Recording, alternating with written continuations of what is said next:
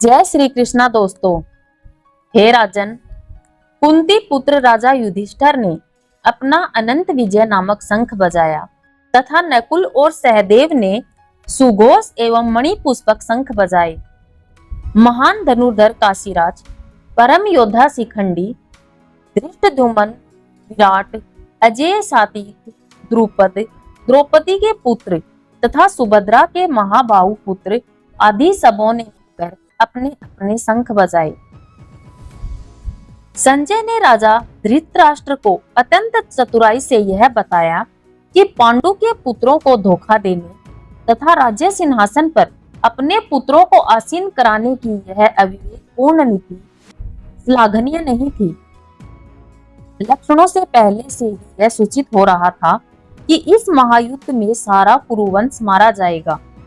भीष्म पितामह से लेकर तथा अन्य पुत्रों तक विश्व के अनेक देशों के राजाओं समेत उपस्थित सारे के सारे लोगों का विनाश निश्चित था। यह सारी दुर्घटना राजा धृतराष्ट्र के कारण होने जा रही थी, क्योंकि उसने अपने पुत्रों की कुनीति को प्रोत्साहन दिया था। इन विभिन्न शंखों की ध्वनि कोलाहलपूर्ण बन गई, जो आकाश तथा पृथ्वी को शब्दायमान करती धृतराष्ट्र के पुत्रों के विजय को विमुक्त करने लगी। जब भीष्म तथा दुर्योधन के पक्ष के अन्य वीरों ने अपने अपने शंख बजाए, तो पांडवों के हृदय विदीर्ण नहीं हुए। ऐसी घटनाओं का वर्णन नहीं मिलता, किंतु इस विशिष्ट श्लोक में कहा गया है कि पांडव पक्ष के शंखनाद से धृतराष्ट्र के पुत्रों के हृदय विदीर्ण हो गए। इस कारण स्वयं पांडव और भगवान कृष्ण में उनका विश्वास है। परमेश्वर की शरण करने वाले को किसी प्रकार का भय नहीं रहा जाता, चाहे वह कितनी ही विपत्ति में क्यों न हो। उस समय हनुमान से अंकित ध्वजा लगी रथ पर आसीन पांडु पुत्र अर्जुन अपना धनुष उठाकर तेज चलाने के लिए उद्यत हुआ। हे राजन, धृतराष्ट्र के पुत्रों को व्यूह में खड़ा देखकर अर्जुन ने श्री कृष्ण से ये वचन कहे। युद्ध प्रारंभ होने वाला ही था। उपर्युक्त कथन से ज्ञात होता है कि पांडवों की सेना की अप्रत्याशित व्यवस्था से धृतराष्ट्र के पुत्र बहुत कुछ निरुत्साहित थे, क्योंकि युद्ध भूमि में पांडवों का निर्देशन भगवान कृष्ण के आदेशानुसार हो रहा था। अर्जुन की ध्वजा पर हनुमान का चिन्ह भी विजय का सूचक है, क्योंकि हनुमान ने राम तथा रावण युद्ध में राम की सहायता की थी, जिसमें राम विजय हुए थे। इस समय अर्जुन की सहायता के लिए उनके रथ पर राम तथा हनुमान दोनों उपस्थित थे। भगवान कृष्ण साक्षात राम हैं, और जहाँ भी राम रहते हैं वहाँ उनका नित्य सेवक हनुमान होता ही होता है, तथा उनकी नित्य संगिनी वैभव की देवी सीता उपस्थित रहती है। अतः अर्जुन के लिए किसी भी शत्रु से भय का कोई कारण नहीं था। इसमें भी अधिक इंद्रियों के स्वामी भगवान कृष्ण निर्देश देने के लिए साक्षात उपस्थित थे।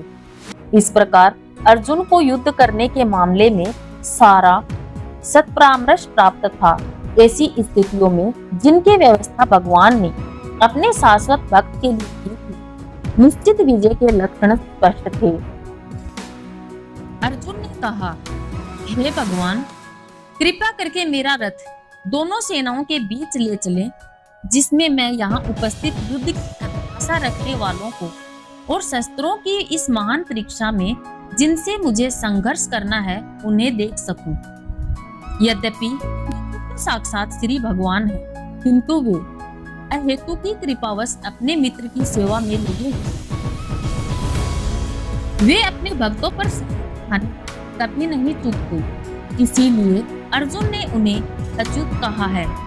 सारथी रूप में उन्हें अर्जुन की आज्ञा का पालना करना था, और उन्होंने इसमें कोई संकोच नहीं किया।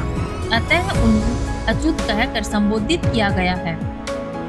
यद्यपि उन्होंने अपने भक्त का सारथी पद स्वीकार किया था, किंतु इसमें उनकी परम स्थिति अक्षुण्ण बनी रही। प्रत्येक परिस्थिति में वे इंद्रियों के स्वामी श्री भगवान ऋषिकेश हैं। भगवान तथा उनके सेवक का संबंध अत्यंत मधुर एवं दिव्य होता है। सेवक स्वामी की सेवा करने के लिए सदैव उद्यत रहता है और भगवान भी भक्त कुछ न कुछ सेवा की कोशिश में रहते हैं। वे आनंद का अनुभव करते हैं। वे स्वयं आज्ञादाता न बने अपितु उनके शुद्ध भक्त बने रहे। चूंकि वे स्वामी अतः सभी लोग उनके आज्ञा पालक हैं और उनके ऊपर उनको आज्ञा देने वाला कोई नहीं है। किंतु जब वे देखते हैं कि उनका शुद्ध भक्त आज्ञा दे रहा है तो उन्हें दिव्य आनंद मिलता है, यद्यपि वे समस्त परिस्थितियों में अच्युत रहने वाले हैं। भगवान का शुद्ध भक्त होने के कारण अर्जुन को अपने बंधु बांधवों से युद्ध करने की तनिक भी इच्छा न थी, किंतु दुर्योधन द्वारा शांतिपूर्ण समझौता न करके हठ धर्मिता पर उतारू होने के कारण उसे युद्ध भूमि में आना पड़ा। अतः वह यह जानने के लिए अत्यंत उत्सुक था कि युद्ध भूमि में कौन कौन से अग्रणी व्यक्ति उपस्थित हैं। यद्यपि युद्ध भूमि में शांति प्रयासों का कोई प्रश्न नहीं उठता, तो भी वह उन्हें फिर से देखना चाह रहा था और यह देखना चाह रहा था कि वे इस अवांछित युद्ध पर किस हद तक तुले हुए हैं। मुझे उन लोगों को देखने दीजिए जो यहाँ पर धृतराष्ट्र के दुर्बुद्धि पुत्र को प्रसन्न करने की इच्छा से लड़ने के लिए आए। तात्पर्य यह है, यह सर्वविदित था कि दुर्योधन अपने पिता धृतराष्ट्र की साठगांठ से पापपूर्ण योजनाएं बनाकर पांडवों के राज्य को हड़पना चाहता था। अतः जिन समस्त लोगों ने दुर्योधन का पक्ष ग्रहण किया था वे उसी के समानाधर्मा रहे। अर्जुन युद्ध प्रारंभ होने के पूर्व यह तो जान ही लेना चाहता था कि कौन कौन से लोग आए हुए हैं, किंतु उनके समक्ष समझौता का प्रस्ताव रखने की उसकी कोई योजना नहीं थी। यह भी तथ्य था कि वह उनकी शक्ति का जिसका उसे सामना करना था अनुमान लगाने की दृष्टि से उन्हें देखना चाह रहा था, यद्यपि उसे अपनी विजय का विश्वास था क्योंकि कृष्ण उसकी बगल में विराजमान थे। संजय ने कहा, हे भरतवंशी, अर्जुन द्वारा इस प्रकार संबोधित किए जाने पर भगवान कृष्ण ने दोनों दलों के बीच में उस उत्तम रथ को लाकर खड़ी कर। तात्पर्य यह, इस श्लोक में अर्जुन को गुणाकेश कहा गया है। गुणाका का अर्थ है जो नित्य को जीते वह गुणाकेश। नींद का अर्थ अज्ञान भी है। अतः अर्जुन ने कृष्ण की मित्रता के कारण तथा अज्ञान दोनों पर विजय प्राप्त की। कृष्ण के भक्त के रूप में वह कृष्ण को क्षण भर भी नहीं भूल पाया, क्योंकि भक्त का स्वभाव ही ऐसा होता है। यहाँ तक कि चलते अथवा सोते हुए भी कृष्ण के नाम, रूप, गुणों तथा लीलाओं के चिंतन से भक्त कभी मुक्त नहीं रह सकता। अतः कृष्ण का भक्त उनका निरंतर चिंतन करते हुए तथा अज्ञान दोनों को जीत सकता है। इसी को कृष्ण भावनामृत या समाधि कहते हैं। प्रत्येक जीव की इंद्रियों तथा मन के निर्देशक अर्थात ऋषिकेश के रूप में कृष्ण अर्जुन के मंतव्य को समझ गए कि वह क्यों सेनाओं के मध्य में रथ को खड़ा करवाना चाहता है। अतः उन्होंने ऐसा ही किया और वे इस प्रकार बोले। भीष्म, द्रोण तथा विश्व भर के अन्य समस्त राजाओं के सामने भगवान ने कहा, हे पार्थ, यहाँ पर एकत्र सारे कुरुओं को देखो। तात्पर्य यह है, समस्त जीवों के परमात्मा स्वरूप भगवान कृष्ण जानते थे कि अर्जुन के मन में क्या बीत रहा है। इस प्रसंग में ऋषिकेश शब्द का प्रयोग सूचित करता है कि वे सब कुछ जानते थे। इसी प्रकार पार्थ शब्द अर्थात पृथा या कुंती पुत्र भी अर्जुन के लिए प्रयुक्त होने के कारण महत्वपूर्ण है। मित्र के रूप में वे अर्जुन को बता देना चाहते थे कि चूंकि अर्जुन उनके पिता वसुदेवकी की बहन पृथा का पुत्र था, इसलिए उन्होंने अर्जुन का सारथी बनना स्वीकार किया था। किंतु जब उन्होंने अर्जुन से कुरुओं को देखा, कहा तो इससे क्या उनका अभिप्राय था? क्या अर्जुन वहीं पर रुककर युद्ध करना नहीं चाहता था? कृष्ण को अपने बुआ पृथा के पुत्र से कभी आशा नहीं। इस प्रकार से कृष्ण ने अपने मित्र की मन स्थिति की पूर्व सूचना परिहासवश दी है। अर्जुन ने वहां पर दोनों पक्षों की सेनाओं के मध्य में अपने चाचा, ताऊ, पितामहों, गुरुओं, मामाओं, भाइयों, पुत्रों, मित्रों, ससुरों और शुभचिंतकों को भी देखा। तात्पर्य अर्जुन युद्ध भूमि में अपने सभी संबंधियों को देख सका। वह अपने पिता के समकालीन भूरिश्रवा जैसे व्यक्तियों, भीष्म तथा सोमदत्त जैसे पितामहों, द्रोणाचार्य तथा कृपाचार्य जैसे गुरुओं, शल्य तथा शकुनी जैसे मामाओं, दुर्योधन जैसे भाइयों, लक्ष्मण जैसे पुत्रों, अश्वत्थामा जैसे मित्रों एवं कृतवर्मा जैसे शुभचिंतकों को देख सका। वह उन सेनाओं को भी देख सका जिनमें उसके अनेक मित्र। जब कुंती पुत्र अर्जुन ने मित्रों तथा संबंधियों की इन श्रेणियों को देखा तो वह करुणा से अभिभूत हो गया और इस प्रकार बोला। अर्जुन ने कहा, हे कृष्ण, इस प्रकार युद्ध की इच्छा रखने वाले अपने मित्रों तथा संबंधियों को अपने समक्ष उपस्थित देखकर मेरे शरीर के अंग कांप रहे हैं और मेरा मुख सूखा जा रहा है। यथार्थ भक्ति से युक्त मनुष्य में वे सारे गुण रहते हैं जो सत्पुरुषों या देवताओं में पाए जाते हैं, जबकि अभक्त अपनी शिक्षा तथा संस्कृति के द्वारा भौतिक योग्यताओं में चाहे कितना ही उन्नत क्यों न हो, इन ईश्वरीय गुणों से विहीन होता है।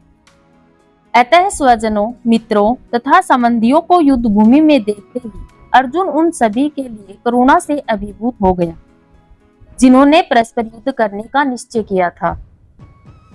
जहां तक उसके अपने सैनिकों का संबंध है, वह उनके प्रति प्रारंभ से दयालु था, किंतु विपक्षी दल के सैनिकों की आसन मृत्यु को देखकर वह उन पर भी दया का अनुभव कर रहा था।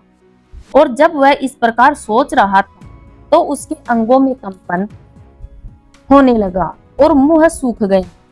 उन सबको युद्धाभिमुख देखकर उसे आश्चर्य भी हुआ। प्राय सारा कुटुंब अर्जुन के सगे संबंधी उसे युद्ध करने आए थे। यद्यपि इसका उल्लेख नहीं है, किंतु तो सहज अनुमान लगाया जा सकता है कि न केवल उसके अंग कांप रहे थे और मुंह सूख रहा था, अपितु वह दयावश रुदन भी कर रहा था। अर्जुन में ऐसे लक्षण किसी दुर्बलता के कारण नहीं, अपितु हृदय की कोमलता के कारण थे, जो भगवान के शुद्ध भक्त का लक्षण है। अतः कहा गया है, जो भगवान के प्रति अविचल भक्ति रखता है उसमें देवताओं के सद्गुण पाए जाते हैं, किंतु जो भगवदक्त नहीं है उसके पास भौतिक योग्यताएं ही रहती हैं जिनका कोई मूल्य नहीं होता। इसका कारण यह है कि वह मानसिक धरातल पर मंडराता रहता है और ज्वलंत माया के द्वारा अवश्य ही आकृष्ट होता है। मेरा शरीर कांप रहा है, रोंगटे खड़े हो रहे हैं, मेरा गांडीव धनुष मेरे हाथ से सरक रहा है और मेरी त्वचा जल रही है।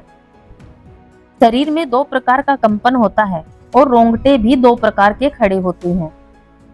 ऐसा या तो आध्यात्मिक परमानंद के समय या भौतिक परिस्थितियों में अत्यधिक भय उत्पन्न होने पर रहता है। दिव्य साक्षात्कार में कोई भय नहीं होता। इस अवस्था में अर्जुन के जो लक्षण हैं वे भौतिक भय अर्थात जीवन की हानि के कारण हैं। अन्य लक्षणों से वह स्पष्ट है, वह इतना अधीर हो गया कि उसका विख्यात धनुष गांडीव उसके हाथों से सरक रहा था और उसकी त्वचा में जलन उत्पन्न हो रही थी। ये सब लक्षण देहात्म बुद्धि से जन्मे हैं। अपने अधैर्य के कारण अर्जुन युद्ध भूमि में खड़ा रहने में असमर्थ था और अपने मन की इस दुर्बलता के कारण उसे आत्मविस्मृति हो रही थी। भौतिक वस्तुओं के प्रति अत्यधिक आसक्ति के कारण मनुष्य ऐसी मोहमयी स्थिति पड़ जाता है। ऐसा भय तथा मानसिक असंतुलन उन व्यक्तियों में उत्पन्न होता है जो भौतिक परिस्थितियों से ग्रस्त होते हैं। अर्जुन को युद्ध भूमि में केवल दुखदायी पराजय की प्रतीति हो रही थी। वह शत्रु पर विजय पाकर भी सुखी नहीं होगा। निमित्तानि शब्द महत्वपूर्ण है। जब मनुष्य को अपनी आशाओं में केवल निराशा दिखती है तो वह सोचता है, मैं क्या हूँ।